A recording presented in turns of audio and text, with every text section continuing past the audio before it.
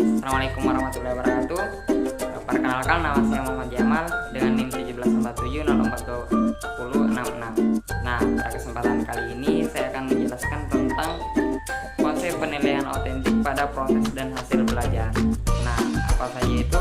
Yang pertama, kita melangkah kepada materi pertama, yaitu apa sih itu penilaian.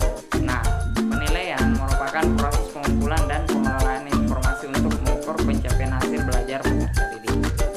Nah, di mana penilaian hasil belajar ini dilakukan oleh pendidik, dan pendidik itu melakukan atau memantau proses kemajuan belajar dan perbaikan hasil belajar peserta didik secara berkesinambungan, jadi secara terus menerus. Nah, penegasan termasuk dalam peraturan nomor 32 tahun 2013 tentang perubahan atas peraturan pemerintah nomor 19 tahun 2005 tentang standar nasional pendidikan. Nah, adapun definisi dari penilaian yang perlu kita ketahui, yaitu yang pertama adalah penilaian otentik atau asesmen otentik adalah pengukuran yang bermakna secara signifikan atas hasil belajar peserta didik untuk ranah sikap, keterampilan, dan pengetahuan. Nah, istilah asesmen ini juga merupakan sinonim dari penilaian, pengukuran, pengujian, atau relevansi. Nah, istilah otentik ini merupakan sinonim dari asli, nyata, valid, atau reliable. Nah, secara konseptual, penilaian otentik ini lebih bermakna secara signifikan dibanding dengan tes pilihan ganda berstandar sekalipun. Nah, ketika menerapkan penilaian otentik untuk mengetahui hasil dan presentasi belajar peserta didik, guru menerapkan kriteria berkaitan dengan konstruksi pengetahuan aktivitas dengan mengamati dan membaca dan menilai prestasi luar sekolah siswa. Nah, kemudian kita melangkah kepada prinsip khusus dalam penilaian hasil belajar. Nah, apa saja itu? Setidaknya ada beberapa poin yang perlu kita perhatikan. Yang pertama, yakni materi penilaian dikembangkan dari kurikulum, dan yang kedua itu bersifat lintas muatan atau mata pelajaran. Kemudian yang ketiga itu berkaitan dengan kemampuan peserta didik, dan yang keempat itu berbasis kinerja peserta didik, dan yang kelima ada motivasi belajar peserta didik, harus ada motivasi belajar peserta didik, dan yang keenam itu ada menekankan pada kegiatan dan pengalaman belajar peserta didik. Kemudian yang ketujuh itu memberi kebebasan peserta didik untuk mengkonstruksi responnya. Kemudian yang kedelapan menekankan keterpaduan sikap, pengetahuan, dan keterampilan. Dan yang kesembilan yaitu mengembangkan kemampuan berpikir divergen. Dan yang terakhir yakni menjadi bagian yang tidak terpisahkan dari pembelajaran. Jadi guru itu harus jadi prinsip penilaian otentik ini, guru harus menjadi sosok yang tidak terpisahkan dari pembelajaran atau materi yang atau penilaian dilakukan itu tidak terpisah. Nah, kemudian kita melangkah kepada penilaian otentik dan tuntutan kurikulum 2013 saat ini. Nah, yang pertama itu ada penilaian otentik memiliki relevansi kuat terhadap pendekatan ilmiah dalam pembelajaran sesuai dengan tuntutan kurikulum 2013. Dan yang kedua yaitu penilaian tersebut mampu menggambarkan peningkatan hasil belajar peserta didik, baik dalam rangka mengobservasi, menalar, mencoba, membangun jejaring, dan lain-lain sebagainya. Kemudian yang ketiga itu yakni penilaian otentik cenderung fokus pada tugas-tugas kompleks atau kontekstual, memungkinkan peserta didik untuk menunjuk kompetensi mereka dalam pengaturan yang lebih otentik. Dan yang keempat itu yakni penilaian otentik ini sangat relevan dengan pendekatan tematik terpadu dalam pembelajarannya. Dalam pembelajaran khususnya jenjang sekolah dasar atau untuk mata pelajaran yang sesuai. Dan yang kelima ada penilaian otentik sering dikontradiksikan dengan penilaian menggunakan standar tes berbasis norma, pilihan ganda, benar salah, menjodohkan atau membuat jawaban singkat. Dan yang keenam ada penilaian seperti ini tidak diantikan dalam proses pembelajaran karena memang lazim digunakan dan memperoleh legitimasi secara akademik. Nah, yang kemudian yang ketujuh itu yakni penilaian autentik dapat dibuat oleh guru sendiri, guru secara tim, atau guru bekerja sama dengan peserta didik.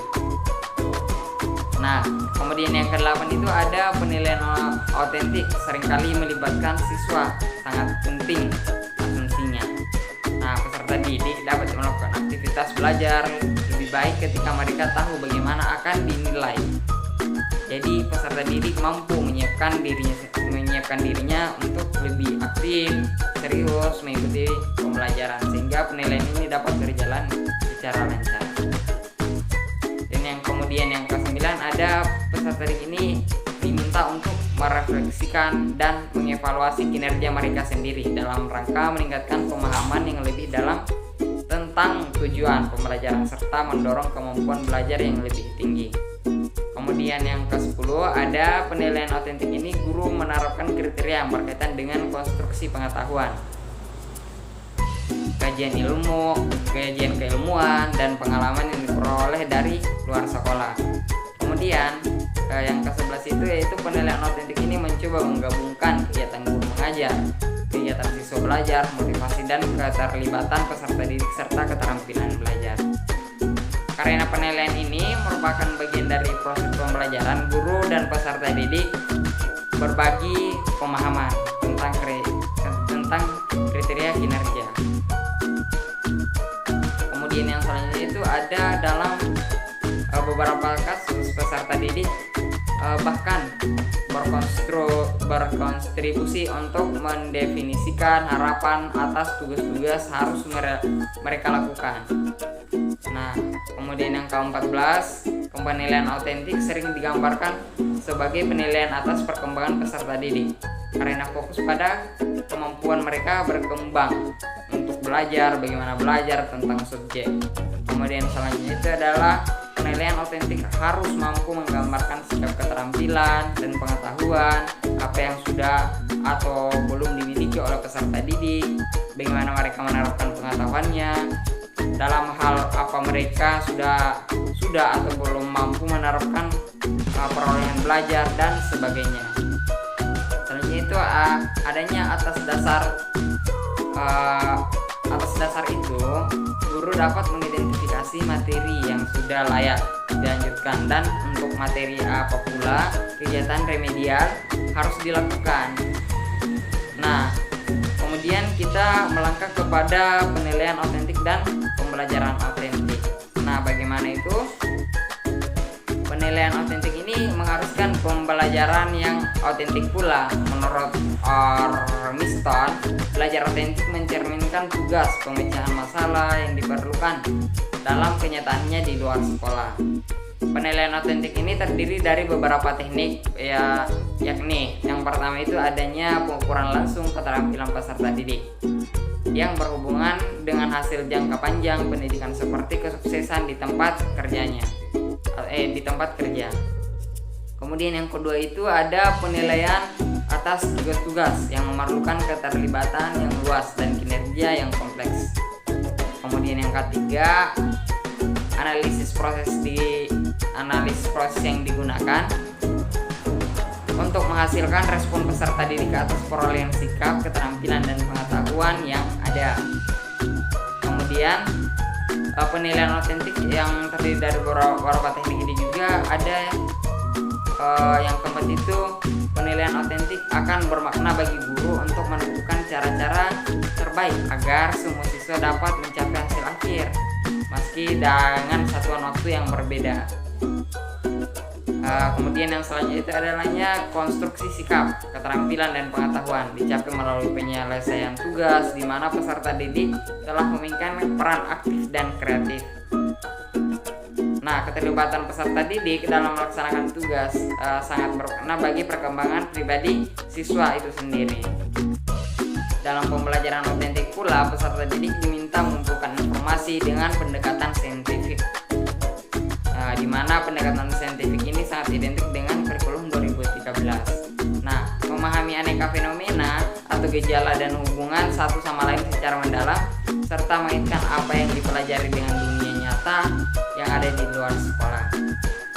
Nah, selanjutnya itu ya, guru dan peserta didik ini memiliki tanggung jawab atas apa yang terjadi. Jadi apapun yang terjadi dari hasil penilaian itu harus diterima sendiri, harus diterima masing-masing, baik itu dari pihak guru maupun dari pihak siswa itu sendiri.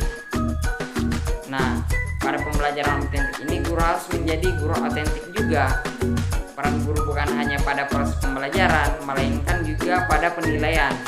Untuk bisa melaksanakan pembelajaran otentik, guru harus memenuhi kriteria tertentu, seperti mengetahui bagaimana menilai kekuatan dan kelemahan peserta didik serta desain pembelajaran mereka.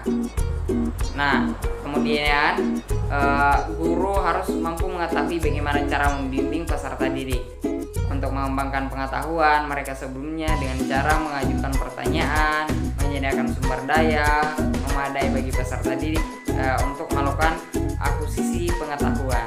Kemudian yang ketiga yakni menjadi pengasuh proses pembelajaran, melihat informasi baru dan mengasimilasikan pemahaman peserta didik. Kemudian yang keempat yakni menjadi kreatif tentang bagaimana proses belajar peserta didik dapat diperluas dan menimba pengalaman dari dunia luar tembok sekolah. Nah, selanjutnya kita melangkah kepada jenis-jenis penilaian otentik. Nah, setidaknya ada 4 jenis-jenis penilaian otentik yang perlu kita ketahui. Yang pertama adanya penilaian kinerja, yang kedua ada penilaian proyek, yang ketiga ada penilaian portofolio, dan yang keempat adanya penilaian tertulis. Nah, bagaimana itu penilaian kinerja? Jadi penilaian kinerja merupakan penilaian otentik yang dimana sebisa mungkin melibatkan partisipasi peserta didik, khususnya dalam proses dan aspek-aspek yang akan dinilai. Guru dapat melakukannya dengan meminta para peserta didik menyebutkan unsur-unsur proyek atau tugas yang akan mereka gunakan untuk menentukan kriteria penyelesaiannya. Nah, setidaknya ada beberapa tahap pada penilaian kinerja ini. Yang pertama adalahnya daftar cek atau checklist. Kemudian yang kedua ada catatan, anekdot atau narasi. Kemudian yang ketiga adanya skala penilaian, dan yang keempat memori atau ingatan memori atau approach. Nah, kemudian kita melangkah kepada jenis yang kedua, yaitu penilaian proyek. Bagaimana itu penilaian proyek? Jadi penilaian proyek dalam penilaian otentik itu atau project assessment ini merupakan kegiatan penilaian terhadap tugas harus diselesaikan oleh peserta didik menurut periode atau waktu tertentu. Penyelesaian tugas dimaksud berupa investigasi yang dilakukan oleh peserta didik, mulai dari pencernaan, pengumpulan data, pengorganisasian, pengelolaan, analisis, dan penyajian data. Nah, adapun beberapa tahap yang perlu kita pahami dalam penilaian ini. Yang pertama, keterampilan peserta didik dalam memilih topik, mencari dan mengumpulkan data, mengolah dan menganalisis, memberi makna atas informasi yang diperoleh dan menulis laporan. Dan yang kedua itu kesesuaian atau relevansi materi pembelajaran dengan pengembangan sikap, keterampilan dan pengetahuan yang dibutuhkan oleh peserta didik. Kemudian yang ketiga, keaslian sebuah proyek pembelajaran yang dikerjakan atau dihasilkan oleh peserta didik. Nah, kemudian kita melangkah kepada jenis yang ketiga, yaitu penilaian portofolio. Nah, bagaimana itu penilaian portofolio? Jadi penilaian portofolio itu merupakan penilaian atas kumpulan artefak yang menunjukkan kemajuan dan dihargai sebagai hasil kerja dari dunia nyata. Penilaian portofolio ini bisa berangkat dari hasil kerja peserta didik secara perorangan atau diproduksi secara berkelompok, memerlukan relevansi beserta peserta didik dan evaluasi berdasarkan beberapa dimensi. Nah, pada penilaian portofolio ini dilakukan dengan menggunakan langkah-langkah. Nah, adapun langkah-langkahnya, yang pertama itu adanya guru menjelaskan secara ringkas esensi penilaian portofolio itu. Bagaimana itu portofolio, penilaian portofolio. Kemudian yang kedua, guru bersama peserta didik menentukan jenis portofolio yang akan dibuat. Kemudian yang ketiga, peserta didik baik sendiri maupun kelompok, mandiri atau di bawah bimbingan guru menyusun portofolio pembelajaran. Dan yang keempat itu adanya guru menghimpun dan menyimpan portofolio peserta didik pada tempat yang sesuai disertai catatan tanggal dan tanggal pengumpulannya. Kemudian langkah selanjutnya itu guru menilai portofolio peserta didik dengan kriteria tertentu. Jadi penilaian portofolio ini juga memiliki penilaian tertentu. Nah, kemudian langkah selanjutnya itu jika memungkinkan, guru bersama peserta didik membahas bersama dokumen portofolio yang dihasilkan oleh peserta didik. Nah, kemudian yang langkah terakhir yaitu guru memberi umpan balik kepada peserta didik atas hasil penilaian portofolio yang telah dikerjakannya. Nah, kemudian kita melangkah kepada jenis selanjutnya, itu jenis penilaian tertulis. Nah, bagaimana itu jenis penilaian tertulis? Jadi jenis penilaian tertulis itu berupa tes tertulis yang terbentuk dari uraian atau esai yang dimana menuntut peserta didik mampu mengingat, memahami, mengorganisasikan, menerapkan, menganalisis, mensintesis, mengevaluasi dan sebagainya. Nah, atas materi yang sudah dipelajari, tes tertulis ini terbentuk uraian sebisa mungkin bersifat komprehensif sehingga mampu menggambarkan ranah sikap, pengetahuan, dan maupun keterampilan peserta didik itu sendiri. Nah, itu saja materi yang bisa saya sampaikan pada kesempatan kali ini. Lebih dan kurangnya mohon dimaafkan. Wabillahi taufiq wal hidayah. Wassalamualaikum warahmatullahi wabarakatuh.